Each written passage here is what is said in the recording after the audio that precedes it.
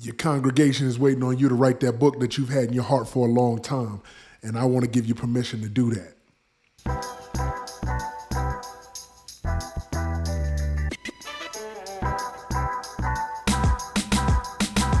Last year, during my recovery, I had the opportunity to write and publish 2 books that I had just as ideas.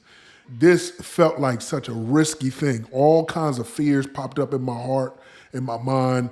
I'm talking about I'm an imposter. Who's qualified me to write this stuff? And nobody's going to read your book. And all these things came to my mind as I'm working on this manuscript and editing it myself, watching all these YouTube videos saying that I could publish a book.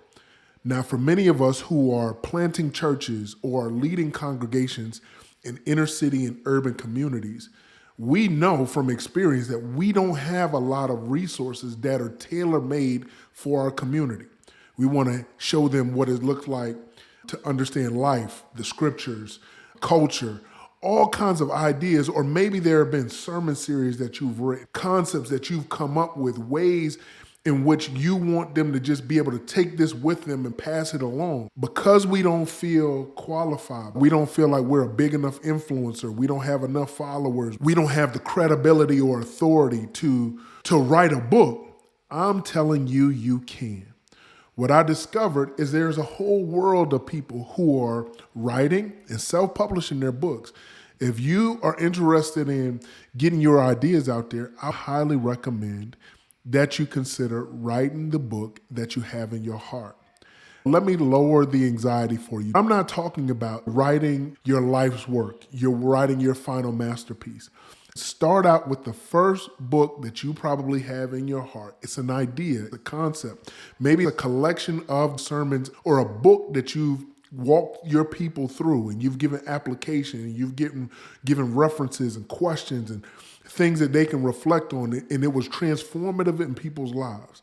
I'm saying take those words that you have already written, preached, taught, and bring those together and into one document and publish it on Amazon. This is a simple enough process because you already write. All Amazon has done is open the door for you to be able to sell and distribute that book at scale. Do not be afraid. I know there's voices in your head that say you're not qualified. But if you're leading people, people need your insight. They need the thoughts that you have wrestled with and come to clarity on that could be a tool for relief of pain and problems in their life. Second, you've got stuff like Amazon KDP that is a huge blessing to you. You've got the opportunity now to write this book and publish it, and it doesn't have to be a 50,000 word transformative best-selling book. We want to do things so that our people are cared for. This transformed my life in several ways. The Message version of the Bible was written by Eugene Peterson as a pastor seeking to help his people understand the scriptures better. He did not set out to write some massive bestseller. On the contrary, it was Sunday school.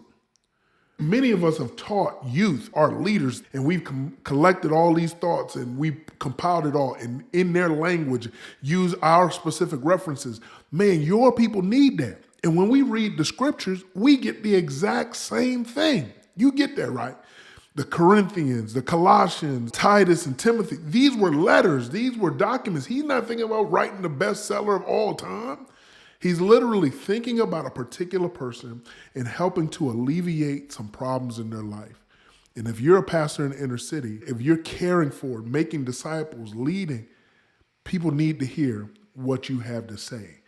And unfortunately, we don't have many of those voices because we're waiting from gatekeepers or publishers and publishing houses to come along and find us and then give us money to write the book. On the contrary, I say you've already got probably 1 to 5 books. If you've been teaching, preaching, leading for a while, you probably already got them on your hard drive. You just didn't compile them like that. And so I want to give you permission to do it. Next thing I would tell you is this. Again, this doesn't have to be some 50,000 word tome that you take the next 3 years to do. A couple of people have transformed my life with this. Number one is John Stange. He does the Platform Launchers podcast. I listen to this podcast almost every week because he's a local church pastor producing resources at a prolific level.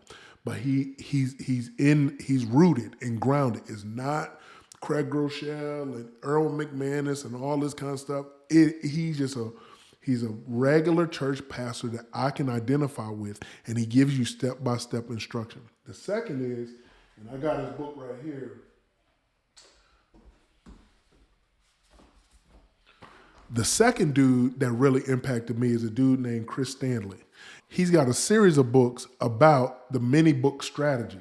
A mini book is a book that's 15,000 words or less, and it solves one problem.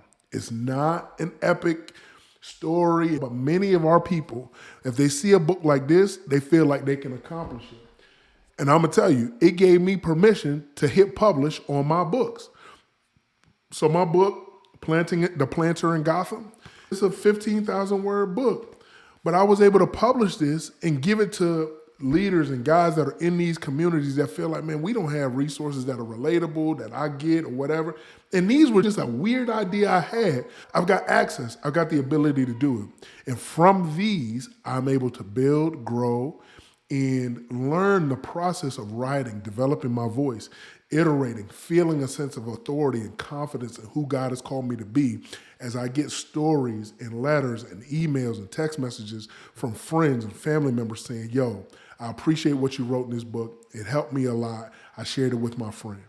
That's what we got into ministry for. And we've got platforms that'll help us to accomplish the goals we have without it being some major ordeal. So I'm happy that you're checking out this video. If you're an urban pastor or inner city church planter and you're looking for help and you're like, yo, I do have a book idea that I really want to get out. It's halfway, it's a third of the way, or I'm wrestling with, can I do this or not? I'd love to have a conversation with you. You know, I know, dog. We got so much stuff in the tuck. You know what I mean?